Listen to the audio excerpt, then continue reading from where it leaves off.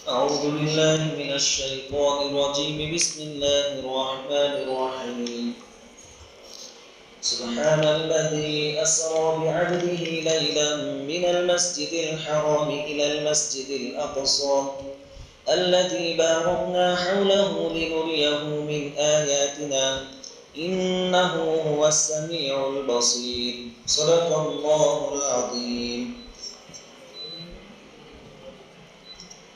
سورہ بنی اسرائیل کی پہلی آیت کے بارے میں کچھ باتیں ہم نے گزشتہ کل سنی تھی.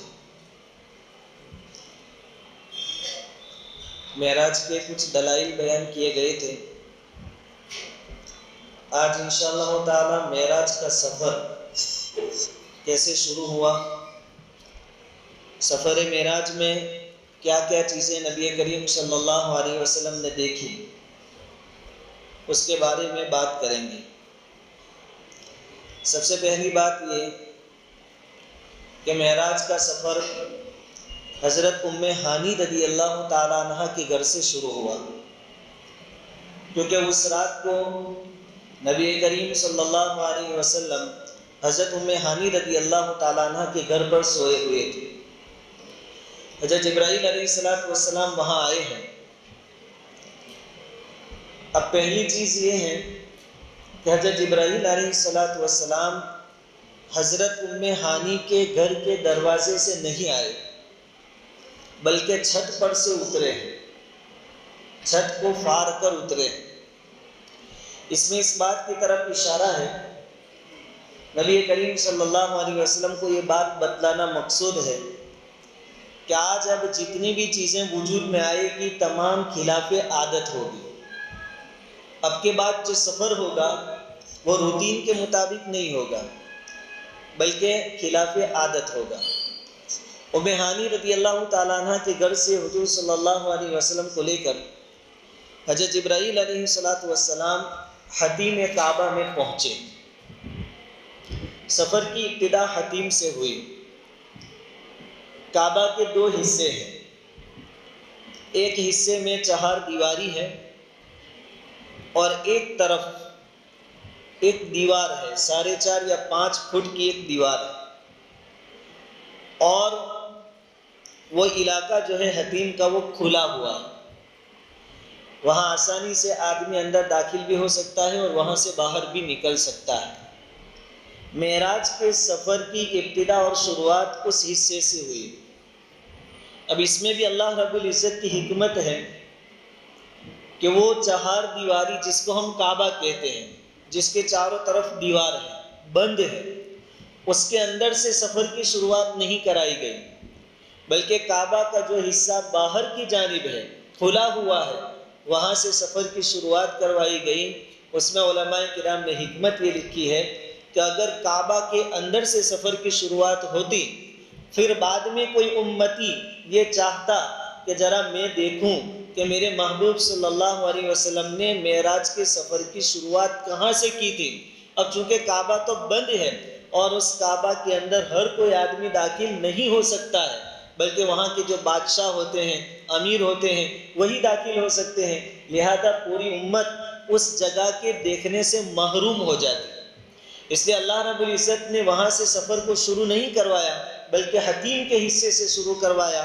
اور حتیم کا حصہ بالکل اوپن ہے، کوئی بھی آدمی وہاں داخل ہو سکتا ہے. وہاں 2 رکعت نماز لوگ پڑھتے ہیں. الحمدللہ میں بھی گیا تھا تو وہاں اطمینان کے ساتھ 2 رکعت پڑھنے کا موقع مجھے بھی ملا تھا. تو یہ اللہ رب العزت کا بہت بڑا کرم ہے کہ حتیم سے معراج کی سفر کی شروعات ہوئی. ہم بھی وہاں جائیں تو ہمارے نبی صلی اللہ علیہ وسلم کے معراج کے سفر کی یاد تازہ کرنے کی غرض سے بھی 2 رکعت اگر موقع ملے تو حتیم میں ہم پڑھ لیں. اس کے بعد نبی کریم صلی اللہ علیہ وسلم کو زمزم کے کنویں کے پاس لایا گیا. زمزم کے کنویں کے پاس لانے کے بعد نبی کریم صلی اللہ علیہ وسلم کے سینہ مبارک کو چاک کیا گیا، اس کو پھاڑا گیا، چیرا گیا.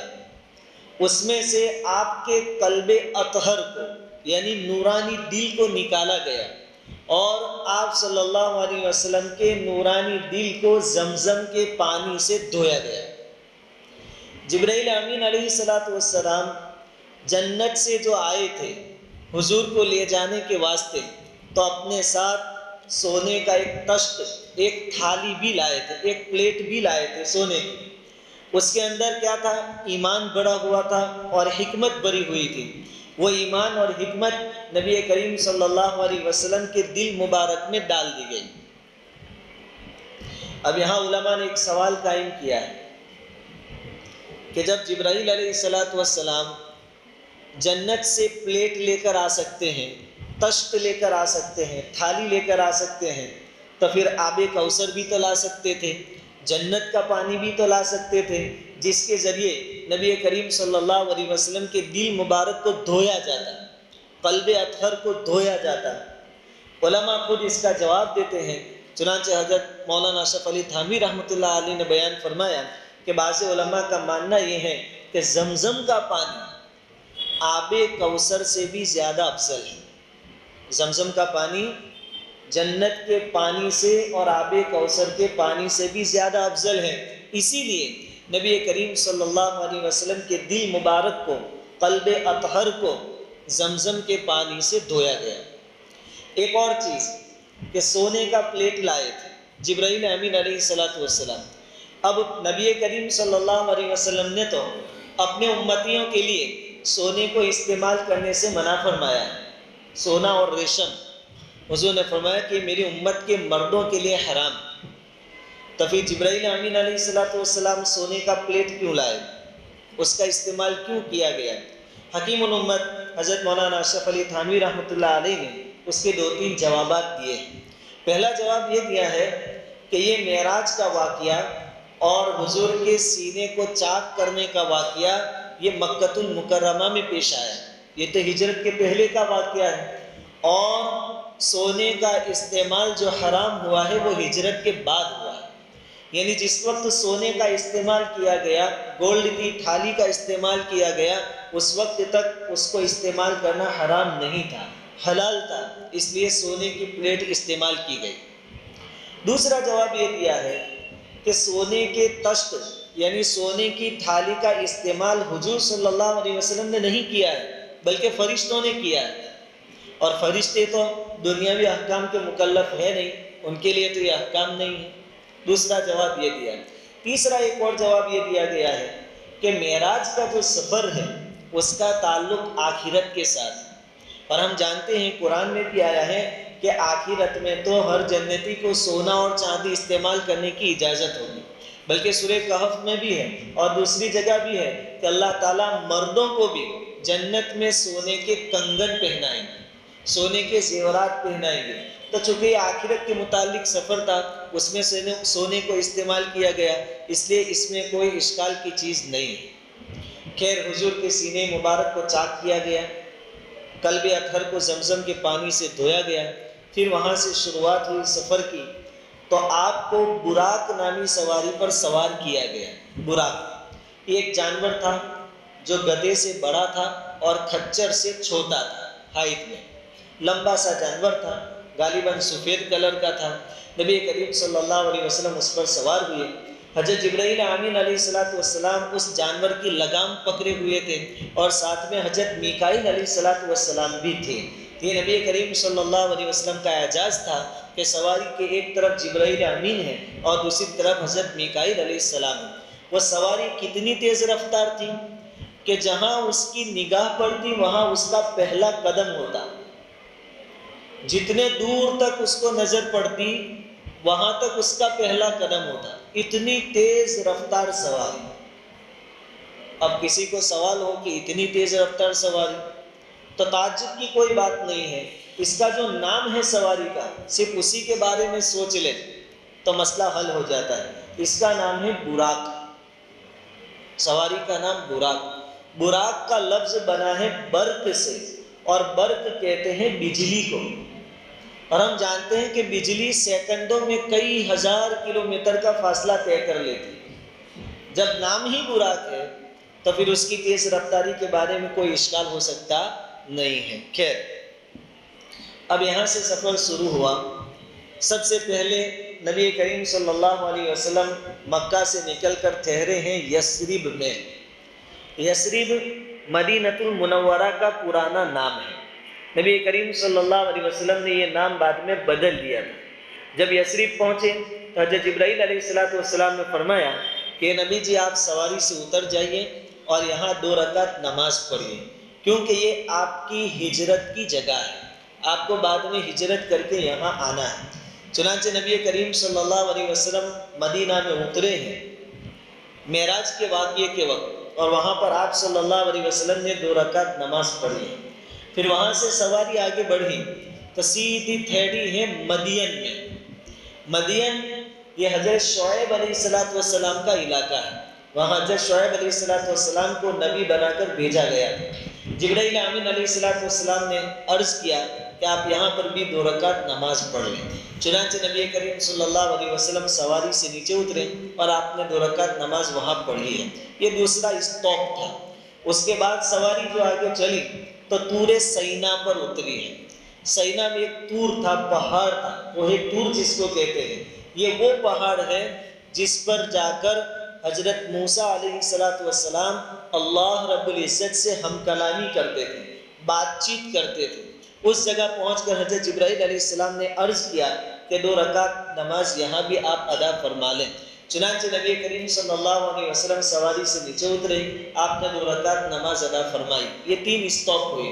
اس کے بعد جو سواری آگے چلی، سفر آگے بڑھا تو ایک جگہ کا نام ہے بیت اللحم، اور یہ وہ جگہ ہے جہاں حضرت عیسیٰ علیہ السلام پیدا ہوئے تھے۔ جبرائیل امین علیہ السلام نے عرض کیا کہ نبی جی آپ نیچے تشریف لے آئیے اور یہاں بھی 2 رکعت نماز ادا کریے۔ نبی کریم صلی اللہ علیہ وسلم نے وہاں پر بھی 2 رکعت نماز ادا کی ہے۔ اس کے بعد یہ سواری سیدھی پہنچی ملک شام، مسجد اقصیٰ، جس کو ہم بیت المقدس یا بیت المقدس کہتے ہیں، وہاں سواری پہنچی۔ 5واں اسٹاپ یہ ہے۔ یہاں اترنے کے بعد نبی کریم صلی اللہ علیہ وسلم نے 2 رکعت تحیۃ المسجد کی نماز ادا فرمائی۔ آپ وہاں پر تشریف فرما تھے، اتنے میں ایک آدمی نے، ایک مؤذن نے اذان کہی اور اقامت کہی۔ اذان اور اقامت سننے کے بعد بہت سارے لوگ صفوں میں کھڑے تھے نماز کے لیے، وہ تمام انبیاء کرام علیہم السلام تھے۔ اب سب میں سب کھڑے ہیں، انتظار ہو رہا ہے امام کا کہ نماز کی امامت کون کروائے گا۔ نبی کریم صلی اللہ علیہ وسلم فرماتے ہیں کہ مجھے حضرت جبرائیل علیہ السلام نے ہاتھ پکڑ کر آگے کھڑا کر دیا، مصلی پر کھڑا کر دیا اور کہا کہ آپ نماز پڑھائیے۔ چنانچہ نبی کریم صلی اللہ علیہ وسلم نے نماز پڑھائی۔ نماز پڑھانے کے بعد حضرت جبرائیل علیہ السلام نے پوچھا کہ آپ کو معلوم ہے کہ آپ کے پیچھے کون تھے نمازیں؟ حضور نے فرمایا کہ نہیں۔ حضرت جبرائیل علیہ السلام نے فرمایا کہ یہ تمام انبیاء کرام علیہم السلام تھے جنہوں نے آپ کے پیچھے نماز پڑھی۔ یہ ہے مرتبہ نبی کریم صلی اللہ علیہ وسلم کا۔ اس لیے ہم بیانات میں اور دینی باتوں میں سنتے ہیں امام الانبیاء، انبیاء کے امام۔ یہ اس وجہ سے کہ معراج کے سفر میں نبی کریم صلی اللہ علیہ وسلم نے انبیاء کرام علیہم السلام کی امامت کروائی ہے، انبیاء کو نماز پڑھائی۔ خیر، نماز سے فارغ ہو گئے۔ اب زمینی جو سفر تھا وہ پورا ہوا، مکہ سے مسجد اقصیٰ تک۔ اتنے سفر کو اسراء کہتے ہیں، زمینی سفر۔ اب یہ ختم ہوا۔ یہاں ایک بات جو کل میں نے کہی تھی، وہ واقعہ بیان کیا تھا بطور دلیل کے کہ معراج حضور صلی اللہ علیہ وسلم کو جسمانی ہوئی ہے۔ اس میں وہ بات تھی کہ وہ دوسرے دن وہ عیسائی جو عالم تھا وہ کہہ رہا ہے کہ میں نے یہ دیکھا کہ مسجد کے قریب ایک چٹان تھی، چٹان میں سوراخ تھا، اس سے ایسا اندازہ ہوتا تھا کہ یہاں کوئی جانور باندھا گیا۔ اس میں امت کے لیے سبق ہے۔ براق یہ آیا تھا جنت سے، جنت کی سواری تھی، حضور کے لیے لائی گئی تھی، پھر اس کو باندھنے کی کوئی ضرورت نہیں۔ باندھنے کی کیا ضرورت، وہ کہاں چلی جائے گی؟ جنت سے جب لائی گئی تھی، اس کے باوجود اس کو باندھا گیا۔ اس میں امت کے لیے سبق ہے کہ دنیا دار الاسباب ہے، اسباب کو اختیار کریں، پھر نتیجے کے بارے میں اللہ پر بھروسہ کریں۔ اسی لیے ایک صحابی نے پوچھا تھا کہ نبی جی میں اپنے اونٹ کو یوں ہی چھوڑ دوں اور اللہ پر بھروسہ کروں کہ پہلے اس کو باندھوں؟ تو نبی کریم صلی اللہ علیہ وسلم نے فرمایا تھا پہلے اس کو باندھو پھر اللہ پر بھروسہ کرو۔ دنیا دار الاسباب، ورنہ براق جنت کی سواری کہیں بھاگ جانے والی نہیں تھی، پھر بھی اس کو باندھا گیا اور ہمیں یہ سبق دیا گیا کہ اسباب اختیار کریں اور بھروسہ اللہ رب العزت پر کریں۔ خیر، اب اس کے بعد آسمانی سفر شروع ہو رہا ہے۔ آسمان پر چڑھنے کے واسطے سیڑھی لگائی گئی۔ سیڑھی، معراج معنی ہی ہوتا ہے سیڑھی۔ اس سیڑھی کے ذریعے نبی کریم صلی اللہ علیہ وسلم اوپر آسمانوں پر تشریف لے گئے۔ اب سیڑھی کیسی تھی؟ دنیا میں بھی بہت ساری سیڑھیاں ہیں، پہلے لکڑی کی تھی، پھر لوہے کی ملتی ہے، اسٹیل کی ملتی ہے، فولڈنگ والی بھی آتی ہے، الگ الگ سسٹم، اور اس سے بڑھ کر لفٹ جو آٹومیٹک آپ کو اوپر لے جاتی ہے۔ جب دنیا میں ایسی چیزیں موجود ہیں تو اللہ رب العزت نے جو سیڑھی لگائی ہوگی وہ کیسی ہوگی وہ اللہ رب العزت جانتے ہیں۔ نبی کریم صلی اللہ علیہ وسلم سیڑھی کے ذریعے اوپر آسمانوں پر چڑھے۔ آسمان پر، پہلے آسمان پر پہنچے۔ حضرت جبرائیل علیہ السلام نے آسمان کے دروازے پر دستک دی۔ آسمانوں کے دروازے، قرآن میں اس کا تذکرہ ہے، آسمانوں کے دروازے۔ حضرت جبرائیل علیہ السلام نے دروازے پر دستک دی۔ آسمان پر جو فرشتے تھے انہوں نے پوچھا دروازے کے پیچھے سے کہ کون؟ جواب دیا گیا کہ میں جبرائیل۔ فرشتے نے پوچھا ساتھ میں کون ہے؟ کہا کہ نبی کریم صلی اللہ علیہ وسلم، نبیوں کے سردار محمد عربی صلی اللہ علیہ وسلم۔ خیر، پھر دروازہ کھولا گیا۔ پہلے آسمان پر حضرت آدم علیہ السلام سے ملاقات ہوئی۔ اب الگ الگ آسمانوں پر الگ الگ نبیوں سے ملاقات ہوئی۔ ان ملاقاتوں میں علماء کرام نے بہت ساری حکمتیں بیان فرمائی کہ پہلے پر حضرت آدم سے ہی ملاقات کیوں ہوئی، کسی دوسرے نبی سے ملاقات کیوں نہیں ہوئی؟ تو ایک حکمت علماء نے یہ لکھی ہے کہ حضرت آدم علیہ السلام یہ تو ساری انسانیت کے باپ ہیں، ساری انسانیت کے باپ، تو ان کے ادب کا تقاضا یہ ہے، حضور کے بھی باپ ہوئے، آپ کے بھی والد محترم ہوئے، تو ادب کا تقاضا یہ ہے، اور حضرت آدم علیہ السلام کا حق یہ ہے کہ پہلے آپ سے ملاقات کی جائے۔ اس لیے پہلے آسمان پر سب سے پہلے حضرت آدم علیہ السلام سے ملاقات ہوئی۔ ہمارے لیے بھی اس میں سبق ہے کہ کوئی بھی بڑا کام کرے یا کئی سفر میں ہم دور دراز جا رہے ہیں تو ہم دوستوں کو ملنے تو جاتے ہیں، بزرگوں سے اور علماء کرام سے دعا کی درخواست کے لیے بھی جاتے ہیں کہ بھائی حج کے لیے جا رہے ہیں، عمرہ کے لیے جانا ہے، ہمارا سفر آسان ہو، اس کے لیے دعا کریں۔ یہ تو ٹھیک ہے، لیکن سب سے پہلے ہم اپنے ماں باپ کے پاس جائیں، شروعات وہاں سے کریں۔ سب سے پہلے آسمان پر حضور صلی اللہ علیہ وسلم کی ملاقات حضرت آدم علیہ السلام سے ہوئی، تو شروعات وہاں سے کریں۔ اس کے بعد پھر دوسرے آسمان پر نبی کریم صلی اللہ علیہ وسلم تشریف لے گئے، وہاں پر حضرت عیسیٰ علیہ السلام سے ملاقات ہوئی۔ دوسرے آسمان پر حضرت عیسیٰ سے ہی ملاقات کیوں ہوئی؟ علماء نے اس کی وجہ لکھی ہے، ایک حکمت بیان کی ہے۔ وہ حکمت یہ ہے کہ ہم سب جانتے ہیں کہ عیسیٰ علیہ السلام کو بھی اللہ تعالیٰ نے آسمانوں پر زندہ اٹھا لیا تھا۔ حالانکہ یہود یہ سمجھتے تھے، عیسائی یہ سمجھتے ہیں کہ عیسیٰ علیہ السلام کو ہم نے کیا کر دیا؟ قتل کر دیا۔ اس لیے ان کی تصویر بھی وہ سولی پر لٹکائی ہوئی، صلیب یعنی کراس پر لٹکائی ہوئی بناتے ہیں کہ ان کو ہم نے سولی دے دی، لیکن بات ایسی نہیں ہے۔ قرآن نے اس کو ذکر فرمایا ہے کہ عیسیٰ علیہ السلام کو کسی نے قتل نہیں کیا، بلکہ اللہ تعالیٰ نے آسمانوں پر زندہ اٹھایا۔ تو عیسیٰ علیہ السلام زندہ آسمانوں پر جانے والے ہیں، اور حضور صلی اللہ علیہ وسلم وہ بھی زندہ آسمان پر جا رہے ہیں، تو دونوں میں ایک مناسبت ہے، اس وجہ سے دونوں کی ملاقات ہو گئی کہ یہ بھی زندہ آسمانوں پر چلنے والے، یہ بھی زندہ آسمانوں پر تشریف لے جانے والے۔ عیسیٰ علیہ السلام کے ساتھ حضرت یحییٰ علیہ السلام بھی تھے، ان سے بھی ملاقات کروائی۔ یحییٰ علیہ السلام چونکہ حضرت عیسیٰ علیہ السلام کے کزن ہیں، کزن، اس لیے لگے ہاتھوں ان کی بھی ساتھ میں ملاقات کروا دی گئی۔ اس کے بعد تیسرے آسمان پر حضرت یوسف علیہ السلام سے ملاقات کروائی گئی۔ یوسف علیہ السلام سے ملاقات نبی کریم صلی اللہ علیہ وسلم کی کیوں کروائی گئی؟ اس میں کیا حکمت ہے؟ علماء کرام نے ایک حکمت لکھی ہے کہ دیکھو، یوسف علیہ السلام کو ان کے بھائیوں نے حسد کی وجہ سے کنویں میں ڈال دیا تھا، پھر قافلہ والے آپ کو لے گئے، مصر میں آپ کو بیچا گیا، عزیز مصر نے آپ کو خریدا، اور پھر آپ کو قید میں بھی رہنا پڑا غالباً 9 سالوں تک۔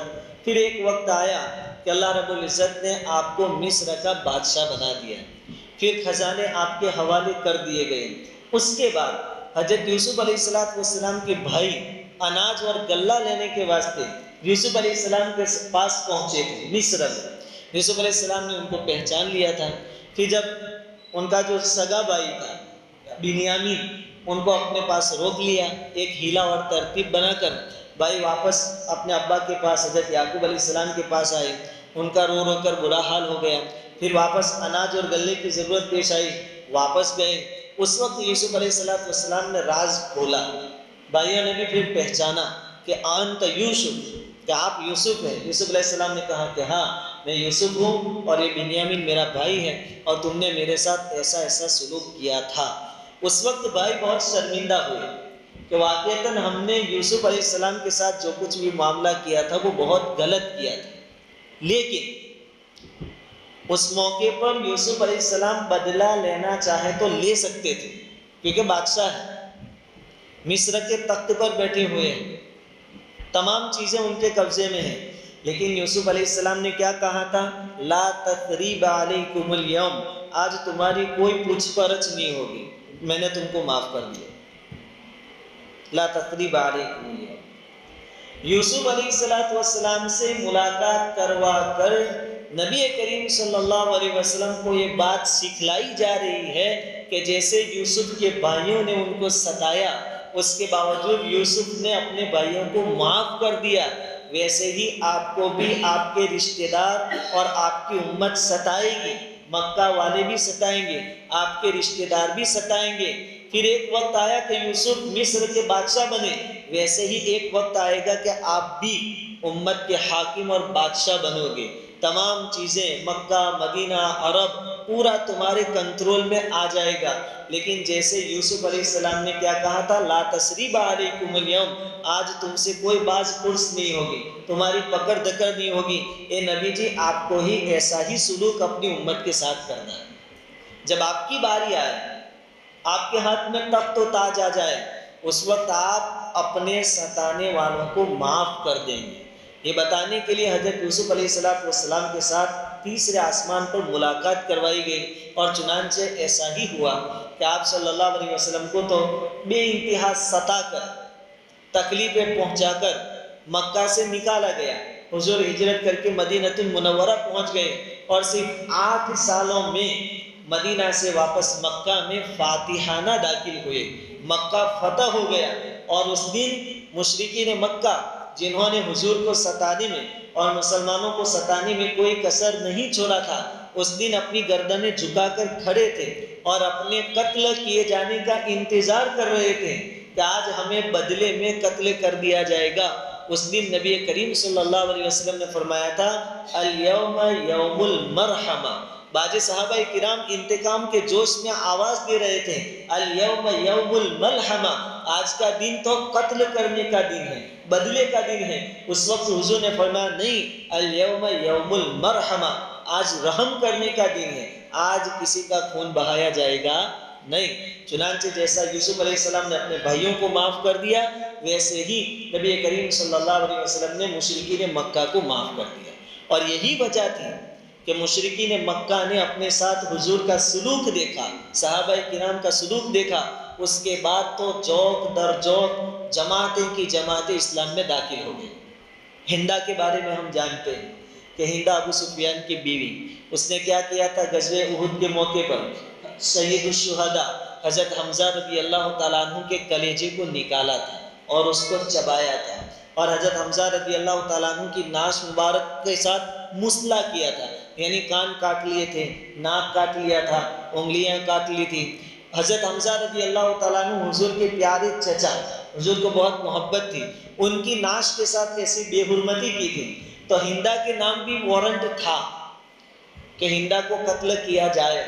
لیکن وہی ہندا جب مکہ فتح ہوا تو گھر میں چھپ گئی، گھر سے باہر نکلی نہیں، کیونکہ حضور نے عام اعلان کروایا تھا ام ہانی کے گھر میں جو بھی داخل ہو اس کو امان، اس کو مارا نہیں جائے گا، جو اپنے گھر کے دروازے بند کر لے اس کو بھی امان۔ ہندا نے اپنے گھر کے دروازے بند کر لیے۔ پھر رات کا اندھیرا جب چھا گیا، اس میں ہمارے لیے بہت بڑا سبق ہے، بہت بڑا سبق ہے۔ رات کا اندھیرا چھا گیا تو ہندا نے سوچا کہ چلو ذرا باہر جا کے دیکھوں، آج تو مکہ میں خون کی ندیاں بہہ رہی ہوگی، کیونکہ ہم نے بہت ستایا تھا مسلمانوں کو، تو آج مسلمان بھی ہمیں چھوڑیں گے نہیں، تو کئی لوگوں کی گردنیں کاٹ دی گئی ہوگی اور مکہ کی گلیوں میں پانی کے بجائے خون بہہ رہا ہوگا۔ رات کے اندھیرے میں ہندا نکلی باہر اور اس نے دیکھا خون کا ایک قطرہ بھی نظر نہیں آیا۔ پھر وہ تلاش کرتے کرتے حیران ہوتے ہوتے کعبہ کے قریب پہنچی، اندھیرا تھا۔ اس نے دیکھا کہ جو لوگ آج فاتحانہ مکہ میں داخل ہوئے ہیں صحابہ کرام، وہ تو کعبہ کا غلاف پکڑ کر رو رہے ہیں اور رو رو کر اللہ تعالیٰ سے دعا کر رہے ہیں، اور دعا میں یہ کہہ رہے ہیں کہ الہ العالمین، یہ مکہ والے بیچارے نادان تھے، ان کو تیرے محبوب کا درجہ اور رتبہ معلوم نہیں تھا، اس لیے انہوں نے ہم کو ستایا، ہم نے ان کو معاف کر دیا، اللہ تو ان کو ہدایت دے دے۔ صحابہ کرام ان کے لیے دعا کر رہے تھے۔ ہندا کے پیروں تلے سے زمین کھسک گئی، سوچنے لگی، کہنے لگی کہ ہائے ہائے، یہ لوگ جن کو ہم نے اتنا ستایا، گھروں سے نکال دیا، اتنا مارا، زمین جائیداد سب چھین لیا، بیوی بچوں سے دور کر دیا، اور یہ لوگ آج موقع ملا ہے بدلہ لینے کا، تو بجائے بدلہ لینے کے ہمارے لیے ہدایت کی دعا کر رہے ہیں۔ بس اس کے دل میں ایمان کی محبت پیدا ہو گئی۔ اسلام اس طریقے سے پھیلا ہے۔ ہم دنیا میں بدلہ لینے کے واسطے نہیں آئے۔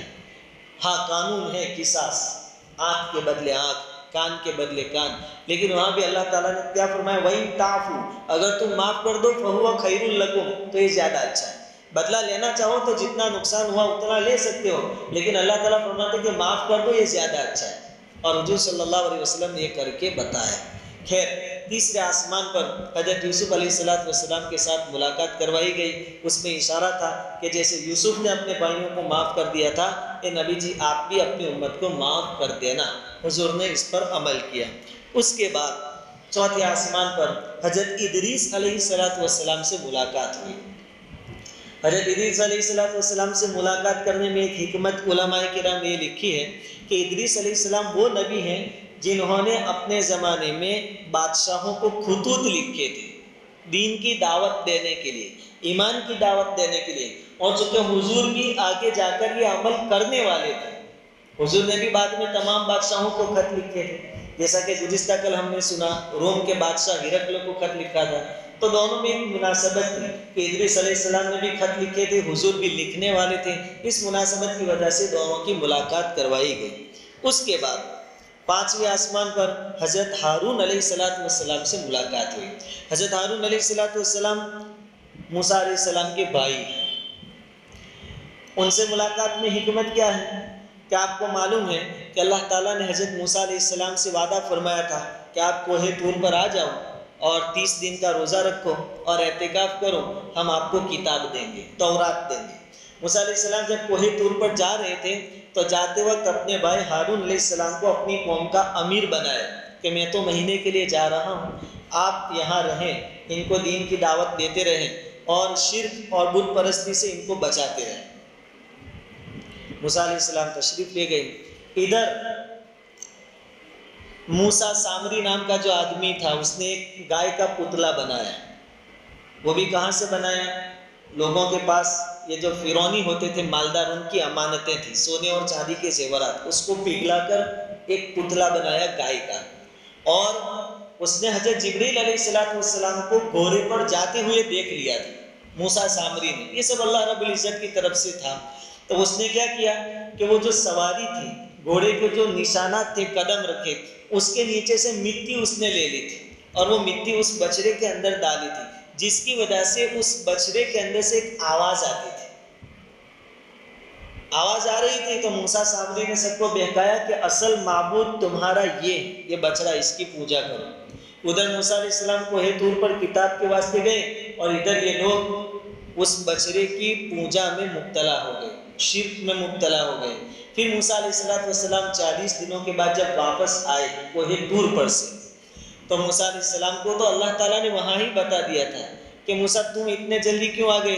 موسیٰ علیہ السلام نے کہا کہ ذرا آپ کا قرب نصیب ہو، شوق میں، آپ کی ملاقات کے شوق میں تو آ گیا۔ اللہ تعالیٰ نے وہاں بتا دیا تھا کہ تمہارے پیچھے تمہاری قوم گمراہ ہو گئی، شرک میں مبتلا ہو گئی۔ موسیٰ علیہ السلام غصے میں آئے، ہاتھ میں وہ تختیاں تھیں توریت کی، جس پر توریت کی عبارتیں لکھی ہوئی تھیں۔ موسیٰ علیہ السلام غصے میں آ گئے، تختیاں بھی نیچے پٹک دی۔ موسیٰ علیہ السلام کا غصہ بہت مشہور ہے، اور قوم پر بہت غصے ہوئے، بہت ڈانٹا قوم کو، کہا کہ تم سے اتنا صبر نہیں ہوتا، میں تمہارے واسطے کتاب لینے کو گیا تھا اور تم شرک میں مبتلا ہو گئے، اور اپنے بھائی ہارون علیہ السلام کی داڑھی اور بال، سر کے بال پکڑ لیے تھے کہ تم نے ان کو روکا کیوں نہیں شرک سے۔ خیر پھر اللہ رب العزت نے فرمایا کہ موسیٰ، جتنوں نے شرک کیا ہے ان کی توبہ یہ ہے کہ ان کو قتل کر دیا جائے۔ تو جنہوں نے شرک کیا تھا ان کو قتل کیا گیا۔ یہاں موسیٰ علیہ السلام حضرت ہارون علیہ السلام کی جو ملاقات ہوئی نبی کریم صلی اللہ علیہ وسلم کے ساتھ پانچویں آسمان پر، اس میں بھی اس بات کی طرف اشارہ ہے کہ جیسے ہارون علیہ السلام کے سامنے جو لوگ مشرک ہو گئے تھے ان کو بطور سزا کے قتل کر دیا گیا تھا، ویسے ہی تمہاری امت کے جو مشرکین ہیں جن سے تمہارا مقابلہ ہونے والا ہے، ایک وقت وہ آئے گا کہ ان کو بھی قتل کیا جائے گا۔ چنانچہ پھر ایسا ہی ہوا، غزوہ بدر کے موقع پر بھی مشرکین کو قتل کیا گیا، غزوہ احد میں بھی قتل کیا گیا، اور مکہ جب فتح ہوا اس دن بھی جو شرارتی لوگ تھے ان کو قتل کیا گیا۔ پھر اس کے بعد چھٹے آسمان پر حضرت موسیٰ علیہ السلام کے ساتھ نبی کریم صلی اللہ علیہ وسلم کی ملاقات ہوئی۔ اس ملاقات کی حکمت علماء کرام نے یہ لکھی ہے کہ موسیٰ علیہ السلام نے ملک شام میں، جس کو آج کے دور میں ہم سیریا کہتے ہیں، یہ بڑی بابرکت جگہ ہے۔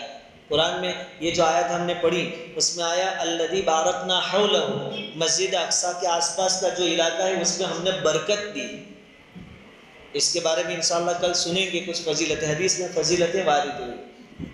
تو موسیٰ علیہ السلام نے شام کے علاقوں میں جہاد کیا تھا، اور نبی کریم صلی اللہ علیہ وسلم نے بھی شام کے علاقوں میں جہاد کے واسطے تبوک تک کا سفر کیا تھا، دونوں میں مناسبت ہو گئی۔ لیکن ہوا کیا تھا کہ موسیٰ علیہ السلام کے حواریوں کے ہاتھوں ملک شام فتح ہوا تھا، موسیٰ علیہ السلام کے ہاتھوں نہیں ہوا۔ اس میں نبی کریم صلی اللہ علیہ وسلم کے لیے اشارہ تھا کہ اگرچہ آپ بھی ملک شام کی طرف جہاد کے لیے قدم اٹھائیں گے لیکن فتح آپ کے ہاتھوں نہیں ہوگی، آپ کے امتی کے ہاتھوں ہوگی، اور وہ ہوئی حضرت عمر فاروق رضی اللہ تعالیٰ عنہ کے ہاتھ۔ ملک شام ان کے ہاتھوں فتح ہوا تھا، تو ایک نسبت یہ تھی، اس لیے چھٹے آسمان پر حضرت موسیٰ علیہ السلام کے ساتھ ملاقات کروائی گئی، اور ساتویں آسمان پر حضرت ابراہیم علیہ السلام کے ساتھ ملاقات ہوئی۔ اس میں اشارہ کیا ہے کہ ابراہیم علیہ السلام کعبہ کے بنانے والے ہیں، کعبہ کے بانی، اور نبی کریم صلی اللہ علیہ وسلم کعبہ کی حفاظت کرنے والے، کعبہ کے محافظ۔ تو محافظ کی بانی سے ملاقات ہو جائے کہ میں جس گھر کی حفاظت کر رہا ہوں اس کو بنایا کس نے، یہ ذرا معلوم ہو جائے، اس لیے ساتویں آسمان پر حضرت ابراہیم علیہ السلام کے ساتھ نبی کریم صلی اللہ علیہ وسلم کی ملاقات ہوئی۔ یہ تو ساتوں آسمانوں کا سفر ہے۔ ان ملاقاتوں میں اور بھی بہت ساری حکمتیں علماء کرام نے بیان فرمائی ہیں، لیکن میں نے مختصر ایک دو باتیں آپ کے سامنے پیش کر دی۔ اس کے بعد آگے سفر شروع ہوگا۔ نبی کریم صلی اللہ علیہ وسلم تو ساتوں آسمانوں کے اوپر، بہت اوپر تک گئے ہیں، عرش معلیٰ تک گئے ہیں، اور وہاں آپ نے جنت دیکھی ہے، جہنم دیکھی ہے، اللہ رب العزت کا بھی دیدار ہوا ہے، پھر اللہ رب العزت سے کچھ تحفے ملے ہیں۔ وہ تمام باتیں انشاءاللہ تعالی آئندہ کل جانیں گے۔